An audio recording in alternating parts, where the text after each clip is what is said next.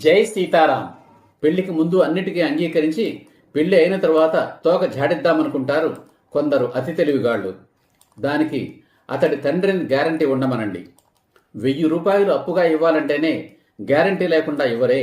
అలాంటిది ఒక మనిషిని మరొక మనిషికి జీవితాంతం సుఖాన్నివ్వడానికి, అతడి వల్ల పుట్టిన పిల్లలను కనడానికి పెంచడానికి, అతడి ఇంట్లో చాకిరీ చేయడానికి, తన కూతుర్ని అప్పగించడానికి గ్యారంటీ వద్దా?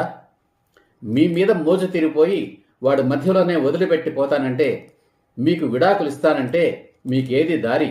ఎవరు గ్యారంటీ? అతడి తల్లిదండ్రులే ఆ గ్యారంటీ ఇవ్వాలి.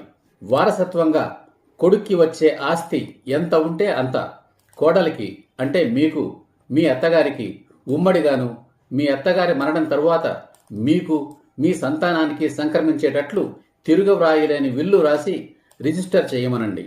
ఇవన్నీ మగవాడు భవిష్యత్తులో దురలవాట్లకు లోనై తన జీవితాన్ని, తన భార్య పిల్లల జీవితాలను అన్యాయం చేయకుండా ఉండడానికి మాత్రమే. చరిత్రలో అలా చేసిన పురుష పుంగవులు లక్షల్లో కోట్లలో ఉన్నారు. ఆడవాళ్ల చదువులు, ఉద్యోగాలు తెర మీదకు వచ్చింది అటువంటి మగవాళ్ల వల్లనే. మళ్లీ చెబుతున్నా, నా సిద్ధాంతం ప్రకారం మహిళలకు డబ్బుతో ప్రయోజనమే లేదు. అది వారికి భవిష్యత్తు రక్షణ మాత్రమే. అప్పుడే అయిపోలేదు. వరుడు తన సంపాదనను ముందు ముందు తన చెడు అలవాట్లకు, అంటే సిగరెట్లు, త్రాగుడు, మాదక ద్రవ్యాలు, క్లబ్బులు, గర్ల్ ఫ్రెండ్స్ అని, అత్యాశతో జూదం, బెట్టింగులు, షేర్లు, అలవాటు లేని వ్యాపారాలు అని నాశనం చేయకుండా లాక్ చేయాలి. అదెలా?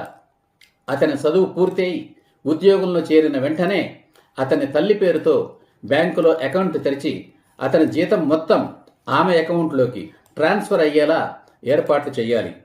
అతనికి ఏమైనా ఖర్చులుంటే అమ్మను అడిగి తీసుకోవచ్చు. అందుకు అతనికి మొహమాటం అవసరం లేదు. అవమానం అంతకంటే కాదు. నిన్నటిదాకా డబ్బు అవసరమైతే అమ్మని అడగలేదు, అంతే. అమ్మా, నాకు బండిలో పెట్రోల్ కోసం డబ్బులివ్వమ్మా అని అడిగి తీసుకోవచ్చు. అమ్మా, నాకు సిగరెట్లకు, మందు తాగడానికి, ముండల కోసం డబ్బులివ్వమ్మా అని అడగగలిగితే అడగవచ్చు. అడగగలడా? అడగలేడు, అంతే. అతడికి లాక్ పడినట్లే. అతని వ్యక్తిత్వ నిర్మాణం జరిగినట్లే. అతని తల్లి అతని గురించి, అతని వ్యక్తిత్వాన్ని గురించి ఎవరికైనా, ఎప్పుడైనా, ఎక్కడైనా గుండెల మీద చెయ్యి వేసుకొని ధైర్యంగా, నిర్భయంగా, నిస్సందేహంగా, నిస్సంకోచంగా చెప్పగలదు.